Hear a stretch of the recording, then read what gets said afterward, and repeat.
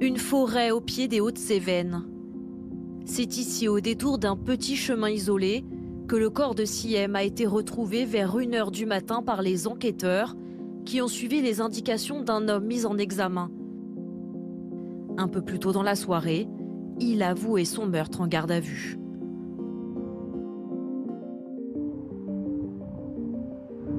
Mercredi dernier, il est aux alentours de minuit lorsque la jeune fille sort de cet immeuble.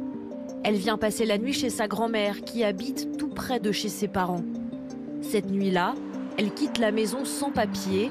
La porte de l'habitation reste entrouverte, puis plus aucune nouvelle. Pendant une semaine, tout le village s'inquiète pour cette jeune femme de terminale que ses proches décrivent comme souriante et généreuse. C'était une jeune fille belle comme le jour, qui avait 18 ans, qui était lycéenne, qui avait la vie devant elle. Elle avait des projets d'études supérieures, peut-être à Paris, montée sur la capitale. Elle était très proche de sa famille. Et plus globalement, elle était très proche de tous ceux à qui elle pouvait rendre service. Les soupçons se portent rapidement sur un proche de la famille, un homme âgé de 39 ans, ancien compagnon de la cousine de Siem. Dans le Gard, il travaille comme restaurateur, ouvrier, maçon. Et dans la région, il a une réputation de caïd. Cet homme, c'est un criminel, il est connu pour ses crimes, pour séquestration, et ça recommence. C'est un monsieur qui, j'ai envie de vous dire, qui est condamné depuis qu'il porte des couches, donc c'est pour ça que c'est quelqu'un qui est très mal vu. Délinquant notoire, l'homme est un multirécidiviste, bien connu de la justice.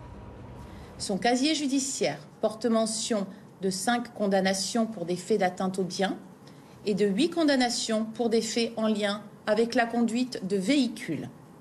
Il porte en outre mention d'une condamnation pour des faits de vol avec arme, pour lesquels il a été condamné le 2 avril 2015 par la cour d'assises du Gard à 12 ans de réclusion criminelle. Après la disparition de la jeune Siem, l'homme est placé en garde à vue.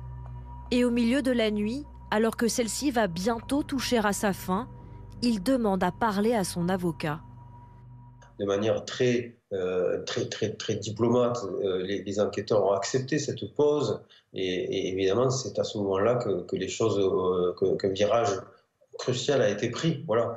Il a choisi de guider les enquêteurs pour mettre fin à un suspense qui devenait insoutenable et aussi soucieux de soulager quelque part sa conscience. Voilà. L'homme raconte aussi qu'il avait rendez-vous avec elle le soir de sa disparition. Quelle relation entretenait-il avec Siem, sa cousine par alliance?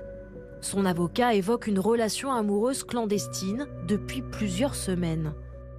Il y a une relation amoureuse qui s'est nouée, dont il sait qu'elle n'aurait jamais dû se nouer, qu'il aurait dû y renoncer, lui, en qualité de l'aîné, en qualité de mari de la cousine de cette personne, etc. Donc il sait que sur le plan moral, évidemment, tout ça est condamnable. Il sait que l'un et l'autre auraient dû mettre un terme à cette relation, mais malheureusement, les sentiments amoureux l'ont maintenu.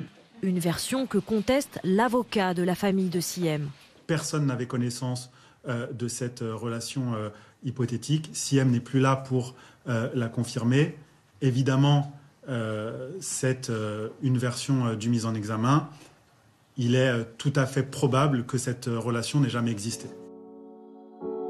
Le mis en examen a évoqué une dispute qui a mal tourné.